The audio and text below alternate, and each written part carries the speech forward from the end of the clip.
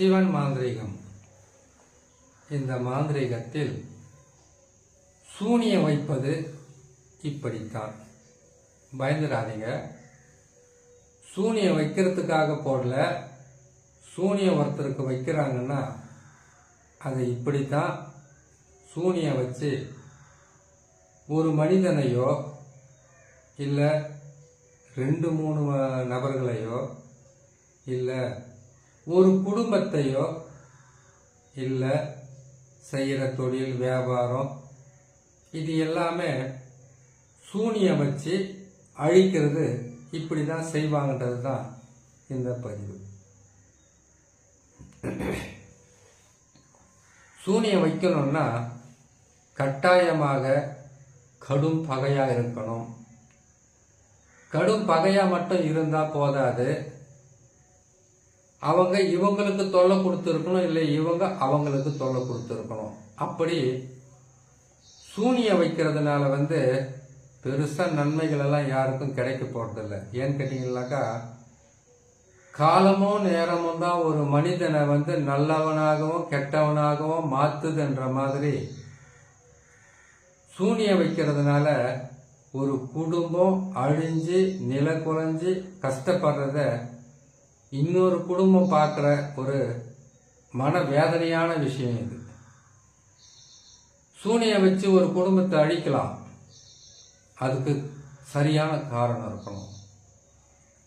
எதுக்காக சரியான காரணம் இருக்கணும்னு சொல்றேன்னு கேட்டீங்கன்னாக்கா, ஒரு குடும்பத்தில் யாரோ ஒருத்தர் 2 பேர் செய்கிற தவறுக்கு அந்த குடும்பமே சீரழிஞ்சு சின்ன பின்னமாகி பல வழியிலும் பல வகையிலும் சித்திரவதை அனுபவிச்சு நோயினால் பாதிக்கப்பட்டு சொத்துக்களை இழந்து செய்கிற தொழிலில் கெட்ட பெயர் ஏற்பட்டு குடும்பமே சர்வ நாசமாகக்கூடிய ஒரு நாசக்கார செயலை தான் சூனியம் வைக்கிறது. அப்ப செய்வனை வைக்கிறதா இருந்தா பரவாயில்லைங்களா? செய்வனை வைக்கிறதுன்றது இந்த மாந்திரீகத்திலே மிகவும் கொடுமையானது சூனியம் வைக்கிறது, செய்வனை வைக்கிறது.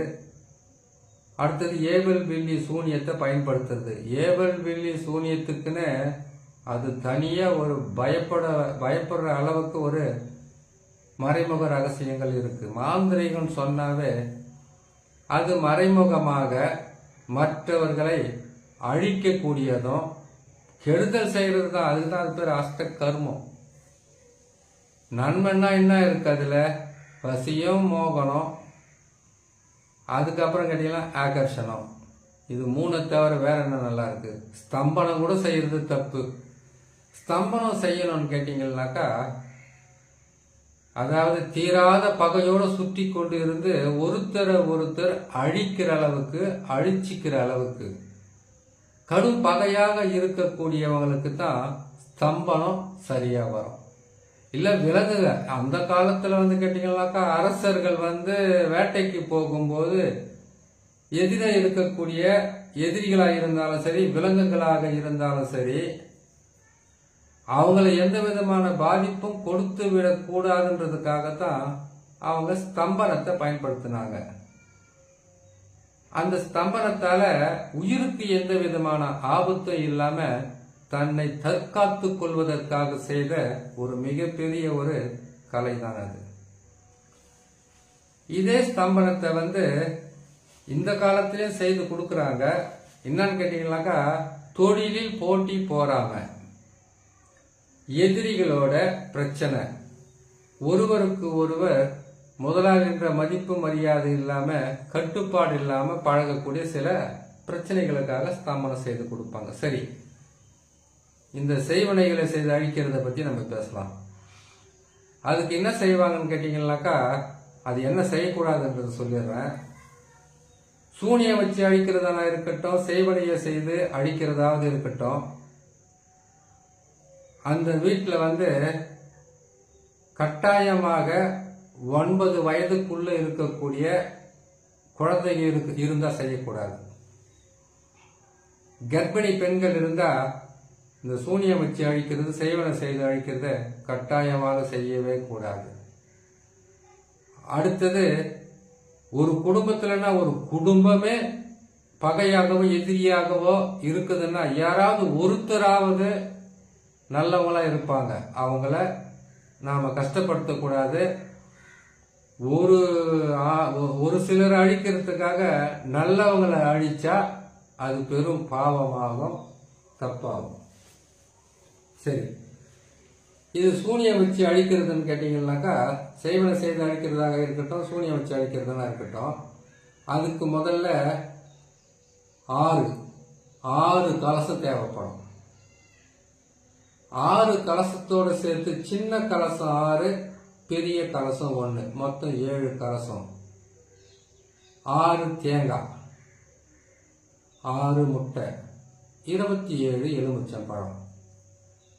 அதுக்கு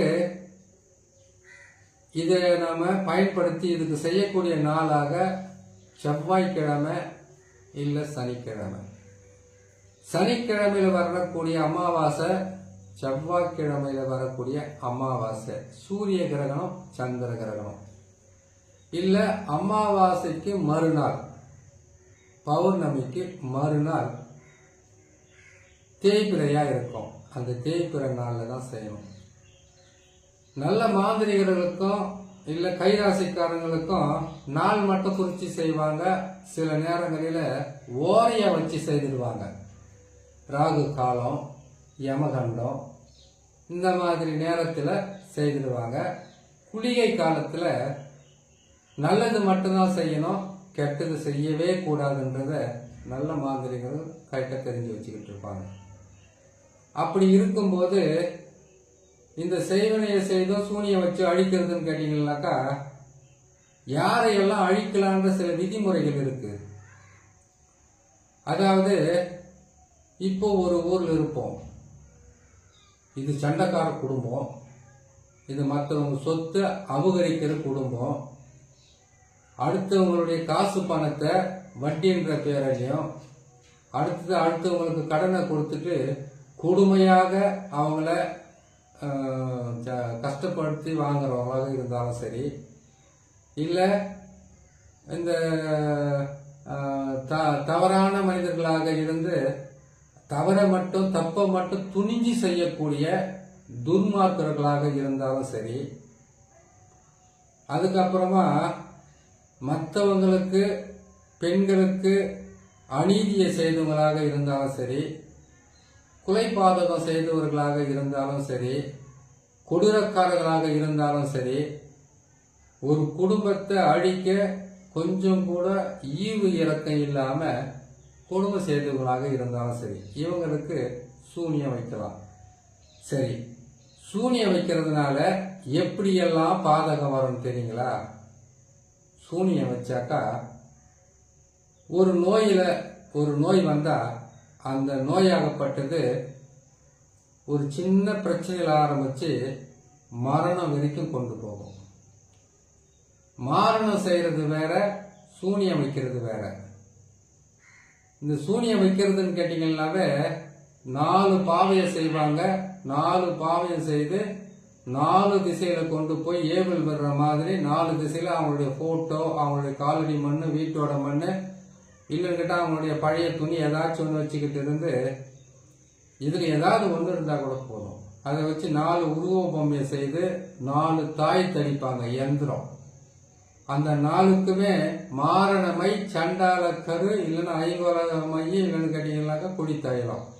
அப்படி இல்லை கேட்டாக்கா சண்டை மாறுதுன்னு சொல்லக்கூடிய சில கருக்களை தடவி அதுல போட்டு என்ன பண்ண கேட்டீங்கன்னாக்கா மிளகா, காஞ்ச மிளகா, அதான் கேட்டீங்கன்னாக்கா காஞ்ச மிளகா இருக்கு இல்லையா, அந்த காஞ்ச மிளகாவையும், அதுக்கப்புறம் சிறிய நங்கை, பெரிய நங்கை, பேய் விரட்டி, பேய் தொம்பை, பேய் அவரை, இது எல்லாம் சேர்த்து கன்னி கோழியுடைய முட்டையும், கன்னி கோழி முட்டை இருந்தாவே ஒரு வம்சத்தையே நாசம் பண்ணிடுற அளவுக்கு கடுமையாக பாதிப்பை கொடுத்துரும் மாந்திரிகத்துல. கூவாத சேவலை ஒன்று அதுக்கு அறுத்து பலி கொடுப்பாங்க.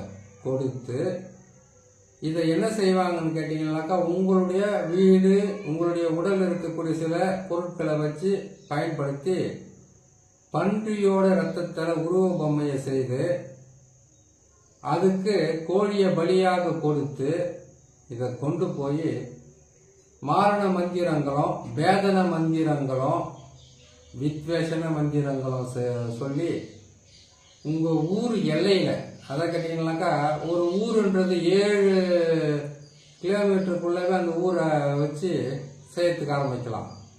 வீட்டை சுற்றி புதைக்கிறதும் இருக்கு, நிலத்தை சுற்றி புதைக்கிறதும் இருக்கு. அப்புறமா உங்களுக்கு அந்த ஊரை சுற்றி புதைக்கிறதும் இருக்கு.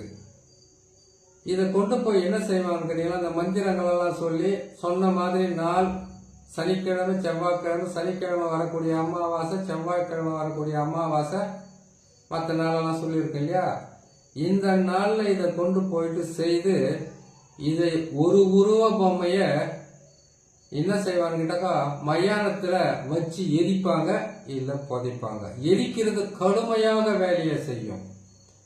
புதைக்கிறத கூட ஓரளவுக்கு அதுக்கு உயிர் ஊட்டம் கொடுத்து அதை நம்ம எடுத்துடலாம். எரிச்சிட்டாங்கன்னாக்கா ரொம்ப ரொம்ப கஷ்டமா இருக்கும் எடுக்கிறதுக்கு. சூனியை வச்சு ஒருத்தர் அழிக்கிறாங்க, செய்வனையை செய்து ஒருத்தர் அழிக்கிறாங்கன்னு கேட்டீங்கன்னாக்கா, செய்வனையை வச்சு அழிக்கிறாங்கன்னு கேட்டீங்கன்னாக்கா, எரிக்கிறது தான் மொத்தம். எரிச்சாக்கா சாம்பல் ஆகுது, புகையாகுது. அந்த புகையை காற்று மண்டலத்தில் கலக்கும் போது அதே மாதிரி செய்தாதான் குணமாகுமே தவிர, அவங்க எரிச்சிட்டு இருக்காங்கன்னாக்கா இவங்க புதைச்சிடுவாங்க. சூனியத்தை எடுக்கிறாங்களா இப்போ இவங்க புதைச்சாங்கன்னா அது வேலை செய்யாது. எரிச்சா எரிச்சிடணும், புதைச்சா புதைச்சிடணும். இதுக்கு ஒரே மார்க்கம் என்ன வழின்னு கேட்டீங்கன்னாக்கா, அதை செய்து எரிச்சு ஜலத்துல கலக்கணும். அப்படி செய்தாதான் அதுக்கு ஒரு மார்க்க வழியே உண்டு. ஏன்னு கேட்டீங்கன்னாக்கா, மனித உயிர் முதல் கொண்டு இருந்து பறவைகள், விலங்குகள் எல்லாமே உயிர் வாழ்வதற்கு மிகவும் உதவியாக இருப்பது குடிக்கிற அந்த நீர். அதுல சாந்தம் பண்ணாதான் சாந்தி அடைஞ்சி மாந்திரிகத்திலிருந்து முழுமையாக இருக்கும். இன்னொரு ரகசியமா சொல்லிடுறேன். நிறைய பேர் மாந்திரிகத்துல கேள்வி கேட்கறது, மாந்திரிகம் செய்து ஒருத்தருக்கு எடுக்கிறாங்கன்னா அது எரிக்கணுமா? மாந்திரிகத்தை எடுக்கணும்னா எரிக்க கூடாது, அதை சாந்தப்படுத்தணும், சாந்திப்படுத்தணும். அப்பதான் அதுல இருந்து உங்களால் ஜெயிக்க முடியும். சரிங்களா? எரிச்ச ஆக்ரோஷம் அதிகமாகும். இப்போ துஷ்ட ஆத்மாக்களை தான் வச்சு ஒரு மாந்திரிகத்தை செய்வாங்க, ஏவல் விட்டு செய்வாங்கன்னு வச்சுக்கோங்க. அது எரிச்சிங்கன்னாக்கா அது அந்த துஷ்ட ஆத்மான்றது உருவம் கிடையாது. நீங்க கொடுக்குற அந்த உருவ படத்துக்கு உருவ படத்தை வச்சு அது போய் பயன்படுத்திட்டு வரும். அது நீங்க எரிச்சிங்கன்னாக்கா அது தேகம் பூரா அனல் வீச ஆரம்பிச்சிடும். அதுக்கப்புறம் அது உக்கரம் அதிகமாயிட்டு கஷ்டத்தை அதிகமாக கொடுத்துரும். அதுக்கப்புறம் ஒரு மாந்திரிகத்துக்கு 4 மாந்திரிகத்தை பயன்படுத்தக்கூடிய ஒரு சூழ்நிலையா வந்துடும். சரிங்களா? இது ரகசியத்தை சொல்ல கேட்டா ஒரு பதிவு சொல்ல முடியாது. இது கத்துக்கிறதுக்கு 30 வருஷம் அது செய்யறதுக்கலாம்னு கேட்டீங்கன்னாக்கா சொல்லணும்னா ரொம்ப நாள் ஆகும். சரி, இப்படிதான் சூனிய வச்சு ஒருத்தர் அழிக்கிறதுக்கு பயன்படுத்துவாங்க. செய்வனையை வச்சு ஒருத்தர் அழிக்க பயன்படுத்துவாங்க. இதே சக்கரத்தை சூனியத்தை எடுக்கிறதும் செய்வினை எடுக்கிறதும் எப்படி என்றதை இன்னொரு பதிவில் அப்படியே போடுறேன், கேட்டு பயன்படுங்க.